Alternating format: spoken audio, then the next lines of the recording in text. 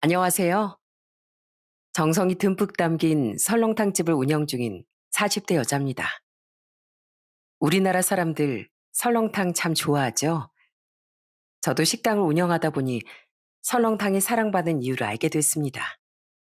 그건 바로 깊은 맛은 거짓말을 하지 않기 때문이죠.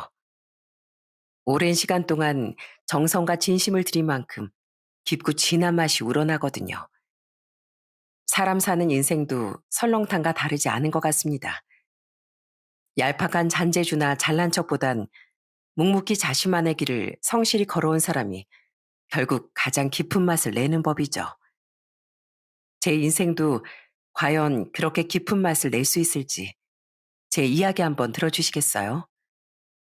저의 유년 시절 기억은 언제나 구수한 사골 냄새로 가득했습니다.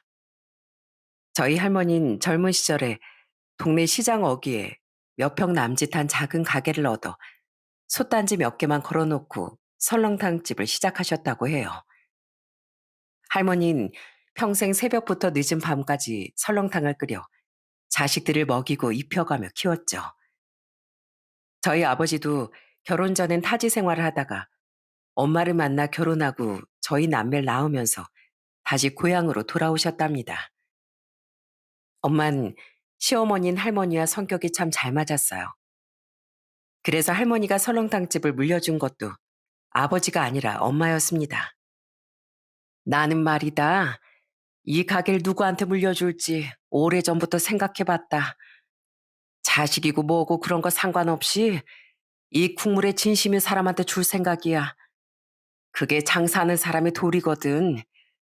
그런 면에서 우리 며느리가 얼마나 열심히 일한 줄 알지?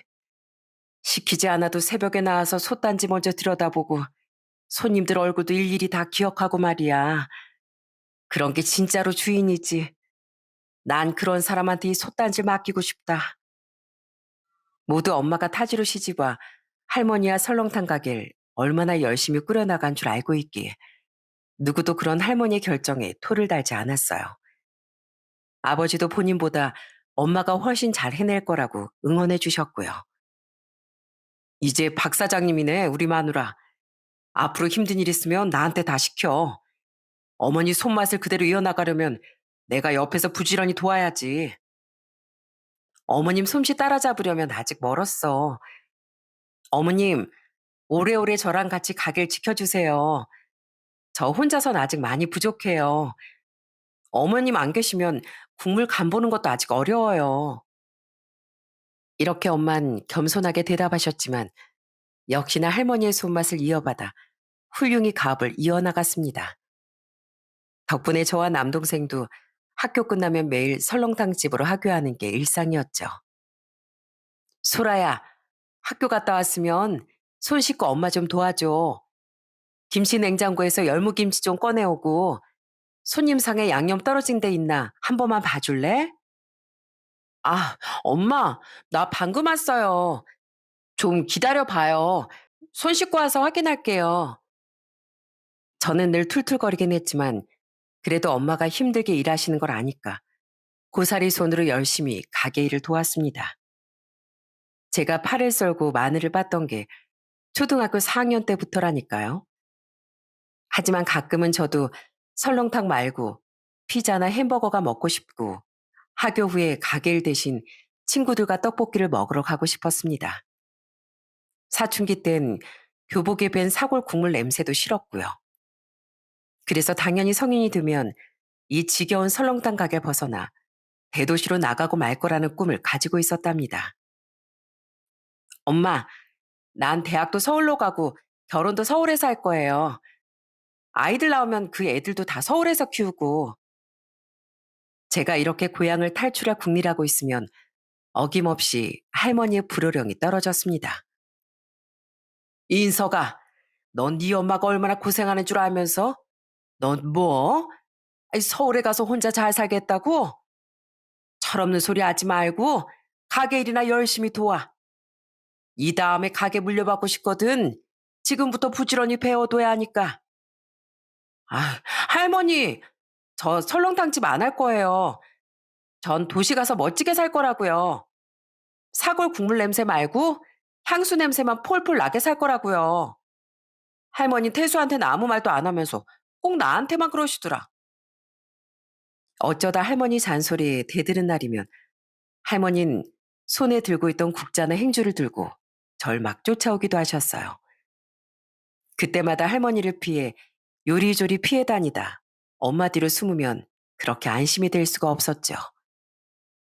대순 운동하는 앤데 너랑 같아? 넌 누나가 돼선 이럴 때만 하나뿐인 남동생을 팔아먹지? 엄마, 할머니 좀 알려봐요. 할머니 괜히 나만 미워해. 아유, 둘 다 그만들 하세요. 너도 할머니한테 그러면 못 써. 할머니께 죄송하다고 하고 와서 밥이나 먹어. 엄만 제가 할머니한테 혼난 날이면 설렁탕 국물에 만두나 떡을 넣어 특별식을 만들어 주시곤 했습니다. 자, 먹어봐. 이번에 맨날 먹던 거 말고 엄마가 우리 딸 맞춤으로 특별히 만든 요리니까 국물 따뜻할 때 얼른 한 입 해. 맛있긴 하네. 엄만 설렁탕이 그렇게 좋아요? 아빠는 엄마만 여기 데려다 놓고 밖에서 다른 일 하잖아요. 나 같았으면 진작에 도망갔을걸요? 도망가긴 어딜 도망가. 내 새끼들이 여기 있는데. 엄만 여기가 좋아. 솥 앞에 서 있으면 마음까지 아주 따뜻해지는 것 같고. 네 할머니가 평소엔 엄격하셔도 얼마나 자상하게 요리법을 알려주시는 줄 아니? 엄만 정말로 가게에 많은 애착을 가지고 계셨습니다. 비록 고단한 일상의 반복이고 국물 냄새를 종일 맡아야 하는 힘든 일이었지만 엄만 그 속에서 소소한 행복을 찾고 계셨어요. 그런 엄마를 보며 저도 설렁탕과 서서히 친해져 가고 있었고요. 오늘은 엄마가 진짜 중요한 거 하나 알려줄게. 설렁탕은 뼈만 오래 끓인다고 맛이 나는 게 아니야. 물을 얼마나 보충해주고 불 조절은 어떻게 하고 또 양념은 어떻게 추가하는지 그게 다 순서가 있어. 그 순서 어긋나면 아무리 좋은 재료를 써도 맛이 안 나. 그냥 큰 솥에 넣고 끓이기만 하면 되는 줄 알았는데 하나하나 다 정성이 들어가야 하네요. 할머니 이걸 어떻게 몇십 년 동안 하셨대요? 진짜 대단하세요. 엄마도 그렇고요. 엄만 제가 고등학생이 됐을 무렵부터 설렁탕 맛내는 법이나 김치 담그는 법같이 맛을 내는 여러 가지 비법들을 알려주셨습니다. 저도 이유식 할 때부터 설렁탕을 먹어왔던지라 설렁탕 도사가 다 됐었는데 막상 직접 국물 맛을 내려고 하니 그게 그렇게 쉽지만은 않더라고요. 딸, 음식은 다 정성이야. 맛이라는 건 손으로 잘 기억해야 돼. 머리로 이것저것 계산만 해선 절대 깊은 맛이 안 나지. 이 손으로 재료를 썰고 팔이 빠져라 국물도 저어보고 그래야 제대로 된 맛을 낼 수 있는 거야. 저는 엄마의 말에 처음엔 자신 없었지만 그 말을 곱씹으며 하나씩 따라하다 보니 어느 순간부턴 저도 이제 국물 간 괜찮은데? 하고 스스로 판단할 수 있게 되었답니다. 그래서 고민 끝에 도시로의 탈출은 잠시 접어두고 집에서 그리 멀지 않은 대학에 입학했어요. 계속 엄마 할머니 곁에서 그 따뜻하고 정 많은 솥단지를 지키고 싶었거든요. 그러다 시간이 조금 흘러 제가 대학교를 졸업할 무렵 할머니가 돌아가시고 가게는 오로지 엄마의 몫이 되었습니다. 딸, 엄마 지금 너무 바빠서 그런데 와서 가게 일 좀 도와줄 수 있어? 오늘따라 손님이 엄청 몰리네. 지금? 엄마, 나 친구들이랑 회사 면접 준비하기로 했거든요. 그래서 지금은 못 가요. 퇴수시켜요. 퇴수도 얼마 뒤에 시합 있다고 바쁘다더라고. 아휴, 이걸 어쩌니? 이럴 때 어머님이라도 계셨으면 좋으련만. 엄만 이렇게 종종 돌아가신 할머니를 그리워하셨습니다. 아마 할머니는 엄마에게 시어머니를 넘어서 함께 일하는 동료이자 든든한 버팀목이었나 봐요. 하지만 엄마의 깊은 외로움을 알기엔 저는 그저 철없는 딸일 뿐이었습니다. 바쁜 엄마를 뒤로하고 전 대학을 졸업해 작은 회사에 입사하게 되었어요. 엄마가 내심 제가 가게를 물려받았으면 하는 것 같았지만 저는 그 마음은 모른 척 했습니다. 그렇게 나이를 몇 살 먹고 저도 결혼할 남자를 만나 새로운 인생을 꿈꾸게 되었죠. 남편은 저와 마찬가지로 회사원 생활을 하는 평범한 사람이었어요. 그래도 다정하고 따뜻한 사람이어서 부모님도 모두 흡족해 하셨죠. 그래, 너희들 결혼하면 어디에 자리 잡을 생각이야? 너희들 회사가 이 지역에서 멀지 않은 곳이잖니. 나도 그렇고 네 엄마도 그렇고 너희가 너무 먼 곳에 살진 않았으면 한다. 아버지, 저희도 그러고 싶은데요. 이 사람이 도시로 발령을 받았어요. 그래서 아예 처음부터 그쪽에 자리를 잡을까 해요. 장인어른, 장모님, 그래도 너무 걱정하지 마세요. 저희가 자주자주 찾아뵙겠습니다. 저는 부모님의 바람과는 달리 고향에서 조금 떨어진 곳으로 이사를 하게 되었고, 그로 인해 엄마 가게 일을 더는 도울 수 없게 되었어요. 그렇게 이사를 며칠 앞두고 마지막으로 솥단지 옆에 서서 음식을 하는 엄마와 인사를 나누는데 이상하게도 마음 한쪽이 콕 찔리듯 아려왔습니다. 자주 와서 가게를 도울게요. 엄마도 이제 영업시간도 좀 줄이고 쉬는 날은 지켜가면서 일해요. 엄마 나이도 있고 이제 건강 생각도 하셔야죠. 하지만 고향에서 함께 살 때도 가게 일을 돕기가 쉽지 않았는데 결혼하고 타지로 나아 사니 그 말이 얼마나 지키기 어려운 약속이었는지 알게 됐습니다. 엄만 계속 걱정 말라고 하셨지만 저는 늘 엄마가 걱정됐었어요. 지금은 이 엄마 걱정 말고 시부모님 잘 모시고 시댁 식구들과 잘 지낼 생각부터 해. 처음엔 어색하고 힘들지만 계속 부대끼고 정붙이고 살아야 조금씩 가까워지는 거야. 저는 낯을 조금 가리는 편이라 이제 평생 가족으로 지내야 하는 낯선 시댁 식구들과 어떻게 친해져야 하는지 막막했습니다. 하지만 제 걱정과 달리 시댁 식구들 모두가 절 따뜻하게 맞아주셨죠. 우리 며느린 어쩜 이렇게 음식 솜씨도 좋아. 요리하는 것마다 다 맛있네. 이게 다 사부인께 배운 요리들이라고? 네, 저희 할머니 어머니 두 분 다 식당을 하셨거든요. 어릴 때부터 옆에서 보고 배운 게 많아서 요리하는 게 어렵진 않은 것 같아요. 새언니, 저 이거 조금만 싸가면 안 돼요? 너무 맛있어서 집에 가면 생각날 것 같아요. 새언니 밥만 먹으면 다이어트는 진작에 다 내려놓게 된다니까요. 우리 새언니 정말 최고. 남들은 시자 들어가면 다 어렵고 불편하다는데 저는 시어머니와 시누이가 제일 편하고 든든한 사람들이었어요. 남편은 시숙님, 남편, 시누이 이렇게 삼남이었는데 남매가 모두 서로를 정말 살뜰히 챙기고 아주 우애가 깊은 가족이었어요.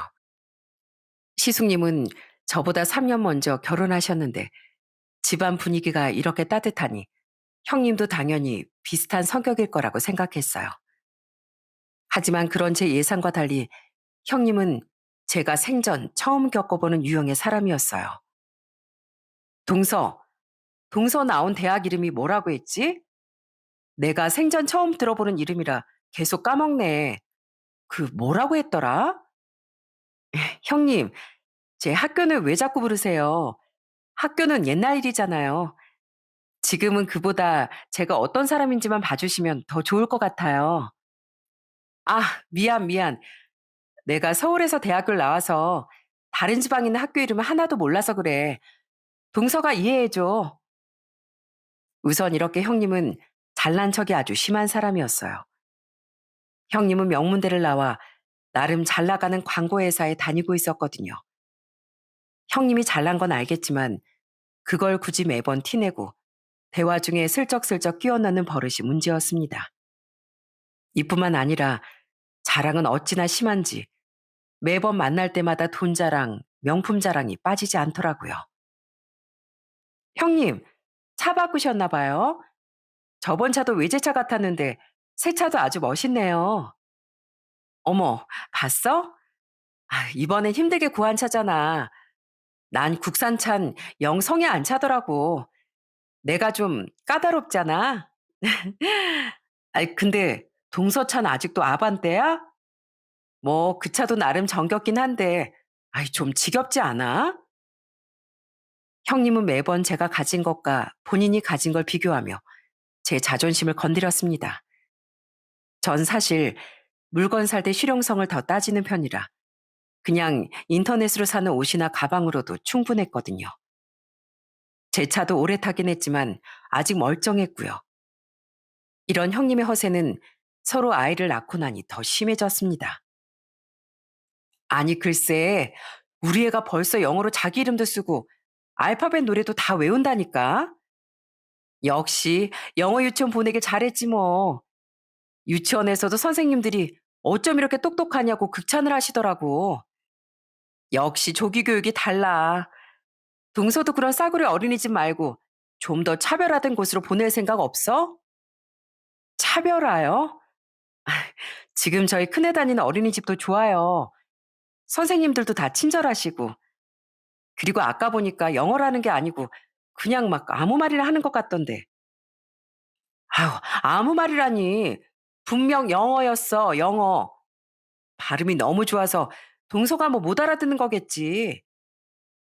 전 정말로 형님만 아니면 항상 시댁에 가는 게 행복했거든요. 그런데 형님과 자꾸 부딪히는 일이 생기다 보니 시댁 가는 게 슬슬 스트레스였습니다.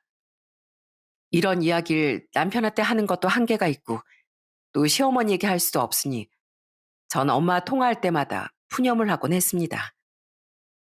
엄마, 글쎄 우리 형님이 이번에 나더러 뭘 하는 줄 알아? 나한테 얼굴에 보톡스 좀 맞으래.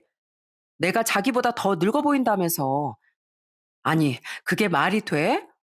형님이 나보다 몇 살이나 많은데. 우리 딸이 아직도 이렇게 어린애 같은데 왜 그런 말을 했을까? 딸, 너무 신경 쓰지 마. 다 너 질투. 아휴, 엄마, 왜 그래? 어디 아파? 갑자기 왜 그래? 그때가 제가 결혼한 지 5년 차쯤 됐을 무렵이었습니다. 그날도 엄마와 통화를 하며 이런저런 얘기를 털어놓는데 엄마가 갑자기 말을 잇지 못할 정도로 고통스러워 하시더라고요. 그리곤 갑자기 전화가 끊어졌어요. 저는 깜짝 놀라서 아버지와 남동생에게 엄마를 살펴보라고 급하게 연락을 넣었죠. 누나, 나 지금 엄마 모시고 병원에 왔어. 진통이 너무 심하셔서 응급으로 검사했는데 조직 검사 결과 봐야 할 것 같대. 엄마가 누나한테 말하지 말라고 했는데 사실 엄마 아픈 지 조금 됐어. 넌 그걸 지금 말하면 어떡해. 나 내일 당장 집으로 내려갈게. 엄마 옆에서 잘 챙겨드리고 있어. 저는 남동생에게 엄마를 맡기고도 계속 불안해서 안절부절했습니다. 아버지는 엄마를 대신해 가게를 맡고 계셨고 동생이 엄마 곁에 붙어 간호를 도우며 병원과 집을 오갔습니다.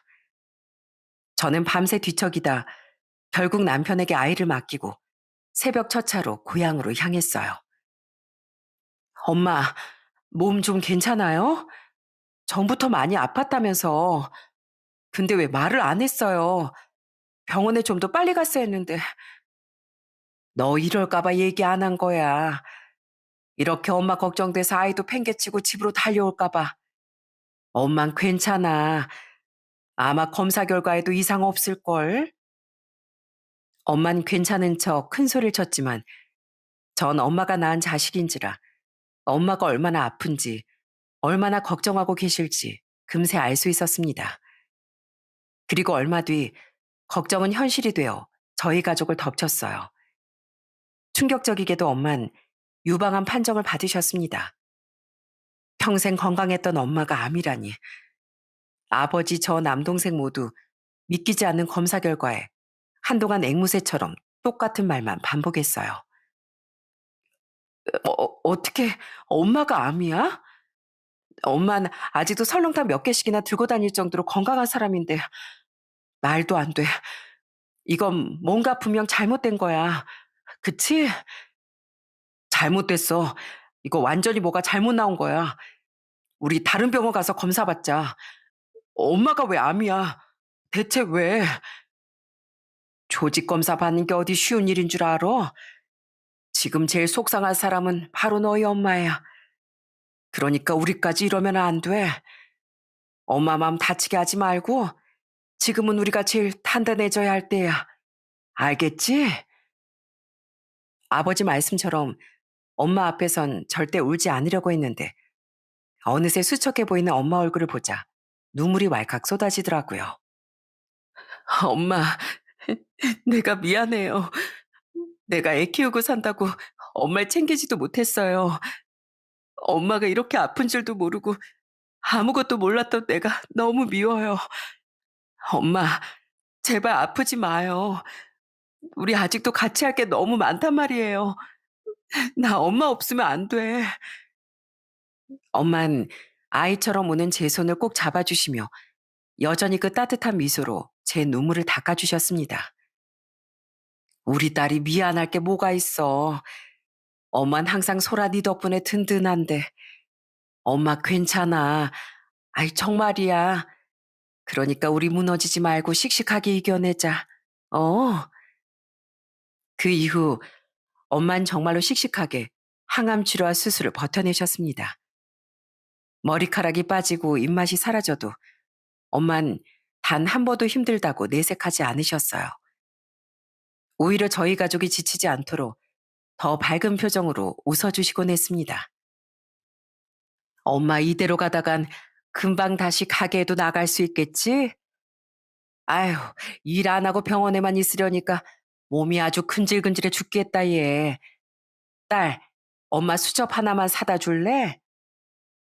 어느 날인가 엄마가 수첩 하나를 사다 달라고 하셨어요. 무료한 병원 생활에 일기라도 쓰시려고 그러나 싶었는데, 웬걸? 엄만 수첩 가득 평생 본인만의 설렁탕 비법을 적기 시작하셨어요.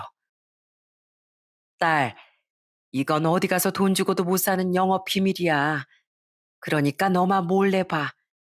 이거만 있으면 엄마 없이도 가게 운영할 수 있을 거야. 엄마 없이 어떻게 가게를 열어요? 엄마가 없으면 그 가게도 없는 거예요. 그러니까 그런 소리 하지 마세요. 알았죠? 저 엄마 없으면 진짜 바로 그 가게 팔아버릴 거예요. 소라야, 그 가게는 네 할머니와 네 엄마가 평생 쓸고 닦으며 지켜온 자리야. 그런 소중한 가게를 다른 사람한테 파는 건 상상도 하기 싫다. 너만 괜찮다면 우리 딸이 가게를 계속 이어나갔으면 좋겠는데. 엄마의 투병 생활이 길어질수록 엄만 자꾸 나약한 소리를 하시더라고요. 옛말에 긴 병에 장사 없다고 했나요?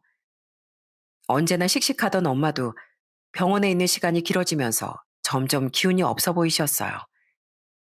그전엔 항상 가게를 진두지휘하던 엄마였는데 이젠 창밖만 멍하니 바라보시던 날이 많아졌죠. 소라야, 이거 엄마 욕심일까? 소라 네가 가게를 이어준다면 엄만 하늘나라 가서도 웃을 수 있을 것 같아. 그게 꼭 설렁탕 때문만은 아니야. 엄마가 살아온 모든 시간이 그 가게에 있으니까 네가 그 자리를 지켜준다면 엄마는 안심하고 떠날 수 있을 것 같아서 그래. 전 엄마가 설렁탕 얘기를 할 때마다 크게 화를 냈습니다. 저에게 필요한 건 설렁탕이 아니라 그보다 더 따뜻한 엄마의 품이었으니까요. 엄마, 그럼 같이 해요. 우리 같이 가게 꾸려나가요. 엄마가 옆에서 레시피도 알려주고 계속 가르쳐 주셔야죠. 제발 나 혼자 두고 가겠다는 무서운 소린 하지도 마세요. 하지만 제 간절한 부탁과는 달리 엄마의 병세는 시간이 갈수록 계속 엄마를 잠식해 나갔습니다. 엄마는 이제 설렁탕이나 제 이야기보단 아프다, 힘들다, 괴롭다는 이야기를 더 많이 하셨죠. 저나 가족들은 그런 엄마를 보며 이제 엄마를 떠나보낼 순간이 얼마 남지 않음을 직감했고요. 그렇게 또 얼마간의 시간이 흘러 남편이 회사에 휴가를 내고 엄마가 좋아하는 과일을 들고 병원에 찾아왔어요. 그날이 마침 저희 결혼 8주년이었거든요. 장모님, 오늘 하루도 잘 보내셨어요? 오늘 장모님 딸이 결혼한 지 8년째 되는 날이에요. 장모님 처음에 저보고 잘생겼다고 좋아하셨잖아요. 지금도 이 사위 얼굴 잘생긴 것 같아요? 그 무렵 저희 엄만 말 한마디도 하지 못할 정도로 힘겨워하셨지만 남편이 너스레를 떨자 오랜만에 희미하게 웃으셨어요. 그리곤 더듬거리며 간신히 입을 떼셨죠. 잘생긴 우리 사위, 내 딸 잘 부탁하네. 우리 소라 계속 아끼고 사랑해줘. 장모님도 참, 그럼요. 제가 장인 장모님만큼이나 소라를 사랑하는걸요. 소라가 장모님 닮아서 엄청 예쁘잖아요. 그 와중에도 남편에게 절 부탁하던 엄마의 모습이 너무도 우리 엄마답고 또 너무도 슬펐습니다. 그리고 그 힘겨운 부탁이 엄마의 마지막 유언이 되었죠. 엄만 저희 남매 아버지 그리고 그렇게 좋아하던 사위 곁에서 편안히 눈을 감으셨습니다. 엄마, 그동안 고생 많았어요. 이제 아프지 말고 그곳에선 부디 편안히 쉬어요. 그리고 가끔은 제 꿈에라도 꼭 와줘요. 벌써 보고 싶어서 어떡해. 우리 엄마, 나 앞으로 어떻게 살아요? 엄마 없이 내가 어떻게. 저는 가족들 품에 안겨 눈물로 엄마를 떠나보냈습니다. 부모님이 살아계실 때 잘하라는 말, 그 말이 이렇게 아프게 다가올 줄은 몰랐습니다. 전 엄마 사랑만 먹고 산 사람이라 그 사랑이 사라진 자리가 너무도 크고 텅 비어버렸어요. 엄마가 떠난 자리엔 병원 침대에 누워 엄마가 그렇게 열심히 적던 작은 수첩 하나만 덩그러니 남아 있었죠. 사실 엄마가 위독해지시고 설렁탕 가게를 어떻게 하는지 가족끼리 이야기를 많이 나눴거든요. 전 가게를 정리하자는 쪽으로 마음이 기울었는데 아버지가 제게 이렇게 말씀하셨어요. 소라야, 네가 너무 부담되지만 않는다면 그 가게 네가 맡아보는 건 어떻겠니? 그 가게가 네 엄마한테 어떤 의미였는지 알지? 네 엄마 마지막까지도 가게 걱정을 했단다. 그것은 네 엄마의 삶이고 자존심이고 또 사랑이었지. 네가 싫다면 억지로 하라는 말은 아니다. 하지만 그 가게가 사라지는 게 마치 네 엄마가 이 세상에서 완전히 지워지는 것 같아서 아빤 그게 너무 슬프구나. 아버지의 말씀을 듣고 나니 저도 생각이 달라졌습니다. 그래서 엄마의 손길이 닿아있던 그 가게를 이젠 제가 지켜나가야겠다고 결심했죠. 그건 단지 장사를 이어가는 게 아니라 엄마의 삶을 이어가는 일이었으니까요. 물론 매번 어깨너머로만 보던 장사 일을 막상 제가 해나가려니 정말 어려움이 많았답니다. 우선 집을 이사해야 했고 아이 학교 문제도 있었어요. 제가 여러 가지 문제로 흔들릴 때마다 절 잡아주었던 건 바로 제 남편이었습니다. 여보, 장모님이 평생 지켜온 가게라면 나도 함께 지키고 싶어. 혹시 힘들면 힘들다고 언제든지 말해. 당신만 괜찮다면 내가 곁에서 뭐든 도울게. 난 언제나 당신 편이고 장모님의 든든한 사위니까.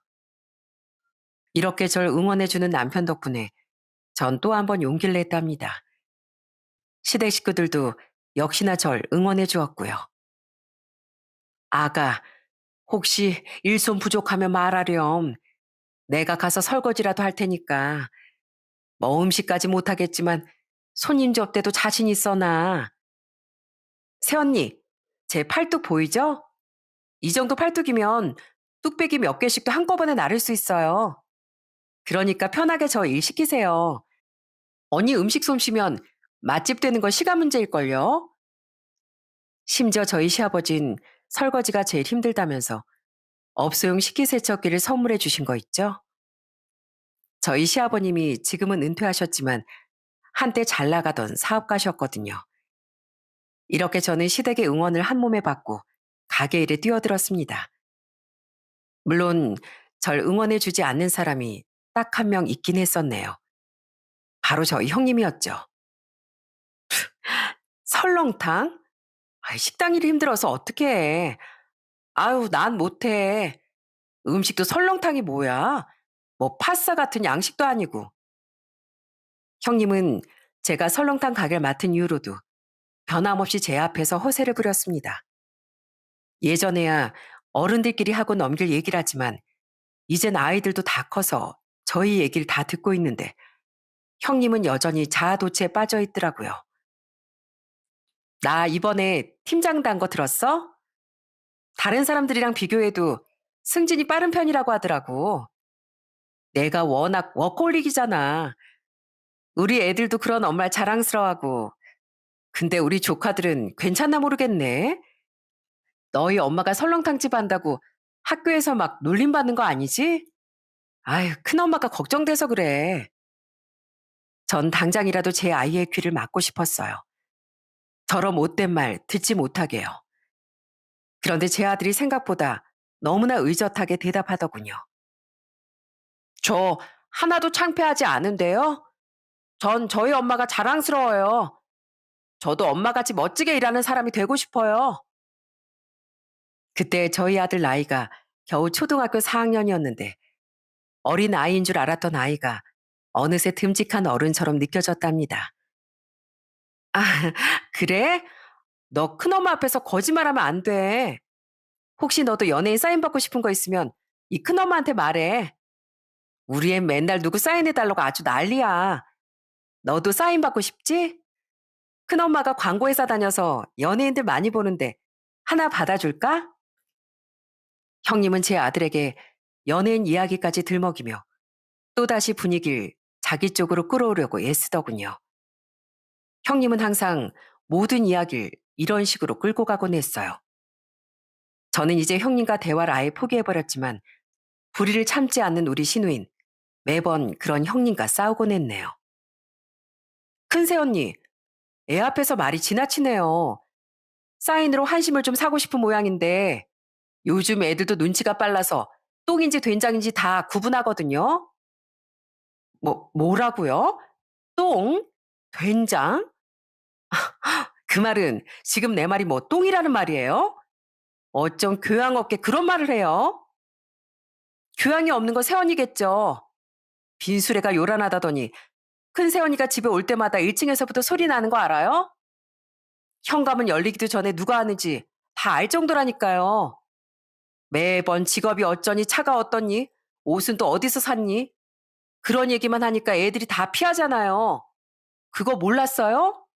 눈치 없긴. 신우이와 형님의 싸움은 이것뿐만이 아니었습니다. 명절날엔 아니 맏며느리가 음식은커녕 숟가락 하나 안 놓고 퍼질러서 TV나 보는 게 말이 돼요? 아 그럴 거면 그냥 집에 있지. 왜 여기까지 왔대요? 아, 뭐 또 자랑하고 싶은 게 생겼나? 왜요? 아가씨는 자랑할 게 없어서 샘나나 봐요. 이래서 싸우고 또 시부모님 생신 땐 아가씨 나이 몇인데 부모님 생신 용돈이 그게 뭐예요? 너무 적다. 마음 씀씀이가 그렇게 작아서야 되겠어요? 큰 새언니야말로 우리 부모님 집에 와서 반찬 좀 그만 가져가요. 언니가 하도 가져가서 우리 엄마 쫄쫄 굶게 생겼다고요. 사람 염치도 없네 정말. 이런 문제들로 싸워댔습니다. 어쩌다 형님과 제가 갈등이 있으면 시댁 식구들이 제 편을 많이 들어주셔서 마음은 참 든든했지만 형님 생각만 하면 한숨이 푹푹 나오더라고요. 그렇게 살얼음판을 걷는 것처럼 아슬아슬한 날이 이어지던 어느 날이었어요. 생전 연락도 없던 형님이 갑자기 제게 전화를 주셨더라고요. 어, 동서, 나야. 나 동서한테 부탁할 게 좀 있어서 내가 동선의 가게 근처로 광고 촬영이 하나 잡혔지 뭐야. 알다시피 내가 팀장이라 책임질 사람들이 좀 많아. 우리 스탭들 미용팀, 촬영팀에서 한 50명 될 것 같은데 혹시 설렁탕 50인분 포장해 줄 수 있어? 가족끼리 이렇게 서로 도와야지. 안 그래? 아, 형님. 근데 다른 설렁탕 집도 많을 텐데 어떻게 전화를 다 주셨어요? 전 형님이 절 싫어하신다고 생각했는데. 동서, 무슨 그런 오해를 했어. 그래도 팔은 안으로 굽는다고 이왕이면 동서내에서 시켜야지. 솔직히 시댁에 며느리가 둘 뿐인데 서로 너무 서먹했잖아. 그래도 내가 손윗 사람이니까 동서한테 먼저 손 내미는 거야. 난 동서랑 잘 지내고 싶거든. 형님은 완전히 딴 사람이 된 것처럼 제 음식이 맛있다는 둥, 가족끼리 서로 도와야 한다는 둥, 낯간지러운 소리를 잔뜩 해대더라고요. 알겠어요, 형님. 저도 최대한 신경 많이 써서 50인분 포장해 둘게요. 8시까지 준비하면 된다고요? 어, 내가 차로 가지러 갈 테니까 동선 포장만 잘해줘. 그럼 잘 부탁해. 아, 우리 스태프들 음식 받으면 바로 먹게 간도 미리 다 해주고. 저는 약간 의심스러웠지만 그래도 광고회사 팀장이란 형님의 직책을 믿어보기로 했습니다. 아무래도 형님 밑으로 직원들이 많을 테니까요. 저는 형님에게 누가 되지 않기 위해 평소보다 더 꼼꼼하고 넉넉하게 무려 설렁탕 50인분을 포장했습니다. 그렇게 혼자 진땀을 빼며 설렁탕을 포장하고 나니 손목은 욱신거렸지만 뿌듯하기도 하고 기분도 좋더라고요. 간신히 형님이 오신다는 시간에 맞춰 모든 음식을 준비하고 형님을 기다렸죠. 그런데 시간이 지나도 형님은 오지 않았고 아무런 연락도 없었어요. 10분, 20분, 30분이 지나도록 형님은 나타나지 않더라고요. 이러다 음식이 다 식을 것 같아서 슬슬 걱정이 됐죠. 그러던 그때 띵동 하고 문자 메시지가 날아왔더라고요. 그건 바로 형님이었어요. 동서, 미안해서 어쩌지? 오늘 야간 작업이 취소됐대. 그래서 다들 야식은 못 먹겠대. 50인분 취소해줘. 미안. 다음에 연락할게. 형님은 이 와중에 크크 웃기까지 하며 약 올리듯이 메시지만 딱 한 통 보내왔더라고요. 그것도 전화도 아니고 문자 메시지로요. 저는 하도 기가 막혀서 처음엔 헛웃음이 나오다가 가게 산더미처럼 쌓인 설렁탕 50인분을 보자 갑자기 숨이 턱 막히더라고요. 이미 포장도 해놨고 고명과 소금 간까지 한 상태라 다른 손님들에게 나갈 수도 없었어요. 한마디로 이 귀한 음식을 다 버리게 생긴 거였죠. 저는 황당하고 충격적이라 손만 부들부들 떨고 있었어요. 다리에 힘이 풀려서 포장한 음식을 치울 여력도 없었고요. 그러던 그때 누군가 가게로 들어왔습니다. 둘째야, 너 혼자 뭐 하고 있어? 이 많은 포장은 또 뭐고? 어디서 단체 손님 예약이라도 들어온 거야? 어머님, 그게요. 무슨 일이 있었냐면요. 제가 한창 멘붕에 빠져 있을 때 우연히 근처에 볼 일이 있던 시어머니가 저희 가게에 놀러 오신 거였습니다. 저는 시어머니 얼굴을 보자 갑자기 눈물이 날 것 같았어요. 그래서 울먹거리며 형님이 제게 무슨 짓을 했는지 말씀드렸죠. 뭐라고?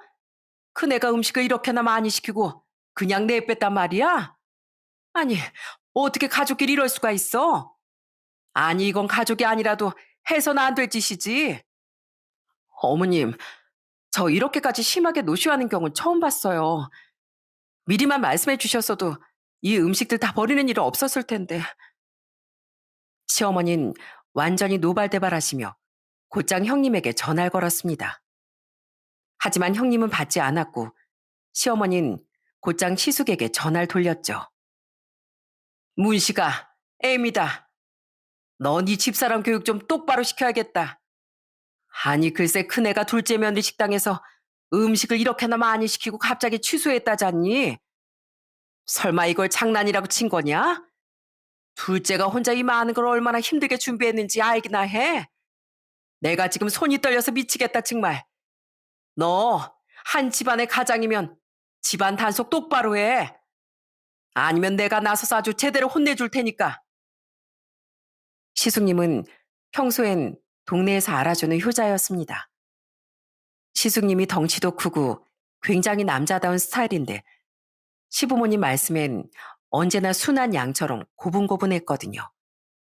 그런 시숙님에게 시어머님이 고성을 지르며 화를 내시니 평소처럼 침착하던 시숙님도 몹시 당황한 모양이었어요. 급하게 절 바꿔달라 하셨는지 제가 전화를 받자마자 사과를 하시더군요. 재수 씨, 이거 정말 죄송합니다. 제가 재수 씨 볼 면목이 없네요. 사실 제 집사람이 가족들 사이에서 자꾸 분란만 만드는 것 같아서 몇 번을 그러지 말라고 얘기했는데 이 사람이 아직도 정신을 못 차렸나 보네요. 이번 일은 제가 책임지고 해결하겠습니다. 시숙님이 계속 사과를 하시니 저도 일단은 알겠다고 하고 전화를 끊었어요. 결국 그 50인분의 포장 음식은 시어머님과 저 둘이서 겨우 이웃집과 단골 손님들에게 무료로 나눠드렸답니다. 시어머님은 그날 댁으로 돌아가셔서 몸살까지 나셨대요. 시아버님도 당연히 이야기를 다 들으시곤 아주 격노하셨죠. 내가 그동안 너희끼리 가끔 다투는 건 알고 있었다만 큰애가 이런 짓까지 벌일 줄은 상상도 못했다. 이게 대체 무슨 짓이야? 우리 집안에서 이런 식으로 사람 엿먹이는 며느리는 있을 자격도 없다. 둘째가 고생하는 거 뻔히 알면서 감히 그런 장난질을 쳐? 이건 단순한 실수가 아니야. 사람을 아주 가지고 놓은 거지. 시아버님은 그렇게 한참을 화를 내시더니 곧이어 여기저기 전화를 걸기 시작하셨어요. 어, 김 대표, 나일세. 내가 전에 부탁한 건에 대해 긴히 할 말이 있네. 자세한 건 만나서 얘기하자고. 저는 크게 화가 나신 시아버님이 형님에게 대체 어떤 벌을 내리셨는지 얼마 지나지 않아 알게 되었어요. 알고 보니 시아버지가 광고회사의 팀장인 형님을 위해 친하게 지내던 대표님께 광고건을 부탁드린 모양이었습니다. 형님 회사에 광고를 맡겨보라고요. 그 광고가 나름 규모가 있는 프로젝트라 형님이 아주 기세등등해졌던 것 같습니다. 평소엔 저를 그렇게 깔보던 형님이 갑자기 저희 가게에 전화해 가족끼리 도와야지 하며 설렁탕을 시킨 이유도 결국엔 시아버지를 자기 등에 업었다고 생각해서 제 코를 눌러주려던 것이었겠죠. 그런데 그런 형님의 태도에 완전히 실망하신 시아버님은 결국 그 광고건을 취소시켰다고 해요. 시숙님까지 나서서 그 광고건을 절대 주지 말라고 시아버님께 부탁드렸다네요. 저는 이 사실을 저희 가게까지 찾아온 시숙님을 통해 듣게 되었습니다. 재수 씨, 제가 정말 뭐라고 사과드려야 할지 모르겠습니다. 이 일은 정말로 너무나 부끄럽고 면목이 없네요. 아버지도 많이 화나셨고 결국 광고건도 직접 다 취소하셨어요. 저도 아버지께 말씀드렸고요. 이번 일은 제 아내가 스스로 자초한 일이니까 절대 덮지 말고 단호하게 처리해 주시라고요. 시숙님은 정말 바닥에 이마가 닿도록 제게 여러 번 사과하고 또 사과하셨습니다. 어쩜 부부가 이렇게 다를 수 있는지 모르겠네요. 그리고 얼마 지나지 않아 이번 사건의 당사자인 형님에게 전화가 왔더라고요. 형님은 전화를 받자마자 엉엉 울기 시작했어요. 동서, 내가 미안해. 내가 진짜 잘못했어. 내가 지금 당장 음식값 다 지불할게. 아니, 음식값보다 2배는 더 입금할게. 그러니까 동서가 아버님이랑 내 남편한테 말 좀 잘해주면 안 될까? 나 회사에도 계약 물 건너간 것 나 때문이라고 소문 다 났고 내 남편도 나만 보면 갈라서져 갈까 봐 집에도 못 가겠어.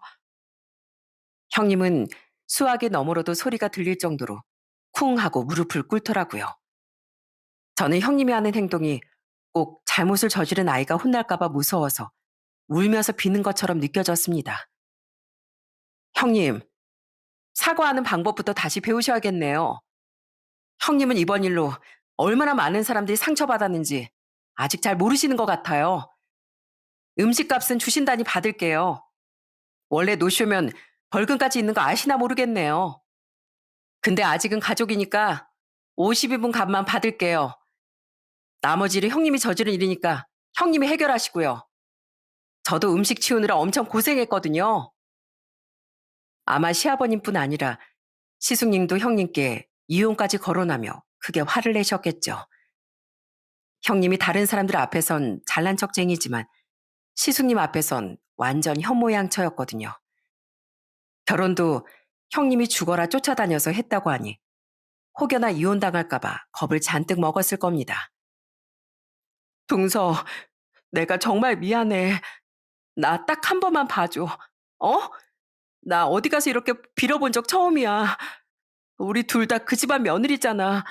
서로 돕고 살아야지. 정말 1억이야? 그러니 이렇게 절박하게 제게 매달리는 것이겠죠. 그날 이후 형님은 다행히 이혼은 피하셨지만 시숙님과 완전 남남처럼 지내고 계세요. 가끔 형님이 시댁에 와도 이미 신용이 바닥인지라 누구도 형님에게 살갑게 대하는 사람이 없습니다. 시댁에 온 신우이와 마주치는 날엔 서로 막 싸움이 나기도 하고요.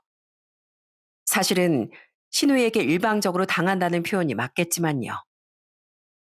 평소에 뻔뻔한 건 알고 있었지만 이렇게까지 뻔뻔한 사람인 줄 몰랐네. 왜요? 또 우리 엄마랑 둘째 새언니 헛고생하게 하려고요? 이제 큰 새언니 말은 콩으로 매줄 쓴다고 해도 안 믿어요. 아, 새언닌 매주 만든다고 또 콩만 잔뜩 시키고 잠수 타겠죠? 형님은 눈빛으론 신우이가 뚫릴 정도로 매섭게 째려보지만 아직은 시부모님 눈치를 보느라 찍소리도 못하고 있답니다. 신우인 그런 형님을 보며 코웃음을 쳤죠. 왜요? 이제 와서 그렇게 째려보면 뭐가 달라져요? 예전엔 다들 큰 새언니한테 맞춰줬을지 몰라도 지금은 전혀 아니에요. 가족이면 가족답게 행동해야지. 가족을 그렇게 이용하려고만 하니까 이런 결과가 오는 거라고요. 아시겠어요? 아마 신우의 잡돌인 꽤 오래도록 이어질 것 같습니다. 부디 형님도 고깝게만 생각하지 말고 생각을 고쳐먹고 이 기회를 계기로 진짜 가족이 무엇인지 다시 한번 생각해 봤으면 좋겠네요. 허세나 체면보다 더 중요한 게 있다는 걸 형님도 언젠가 조금은 느끼게 되겠죠. 저 역시 형님 덕분에 다시 한번 느낀 게 많습니다. 요즘엔 고민이 있거나 힘든 일이 있으면 일단 가게로나 솥 앞에 앉아 있어요. 그러면 몸이 따뜻해져서 차가웠던 몸과 마음이 사르르 녹아내리는 기분이 든답니다. 오래전에 지금 이 자리에 계셨을 할머니 엄마도 그런 마음이셨겠죠? 할머니, 엄마, 저 잘하고 있는 거 맞겠죠? 저번에 할머니 때부터 가게 오시던 손님이 그러셨어요. 이제 제 설렁탕에서도 제법 깊은 맛이 난다고요. 할머니도 엄마도 이 소단에 얼마나 많은 세월과 눈물을 녹여내셨겠어요. 저도 이제 조금은 그 마음을 알 것도 같아요. 지금 제 곁에 두 분이 계셨다면 저 얼마나 든든했을까요? 정말 보고 싶어요. 전 언젠가 다시 만날 할머니와 엄마를 생각하며 오늘도 따뜻하게 그리고 정성스럽게 설렁탕을 끓여내고 있습니다.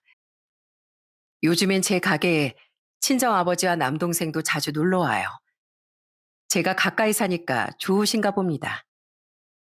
이제 하는 말이지만 너 다른 지역으로 시집 간다고 할 때 네 엄마가 엄청 서운해했어. 아마 혼자 울기도 많이 울었을 거다. 네 엄마가 너한테 그렇게나 의지하고 기대고 살았다. 아마 지금 하늘에서 우리 딸이 이렇게 이 가게를 이어서 운영하는 거 보면 네 엄마가 제일 좋아하고 있을 거야. 엄만 진짜 그러실 거야. 누나, 나 설렁탕 한 그릇 더 줘. 아, 이건 맨날 먹어도 맛있다니까.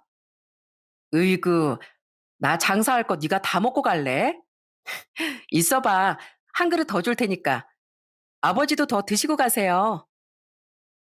이 다음에 저희 아이도 커서 이 국물 맛을 보고 저를 추억해 줄까요?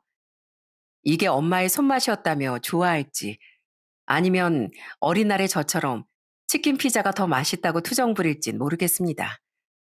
그래도 괜찮습니다. 저희 아들이 언젠가 어른이 되어 삶이 고되고 지칠 때 이 설렁탕 한 그릇이 주는 따뜻한 만이라도 기억해 준다면 저는 더없이 기쁠 것 같거든요. 그 국물 안에 저와 엄마와 할머니의 세월이 녹아 있으니까요. 저는 오늘도 이 자리에서 맛있고 정성 가득한 설렁탕을 끓여 나가겠습니다. 제 사연 들어주셔서 감사합니다.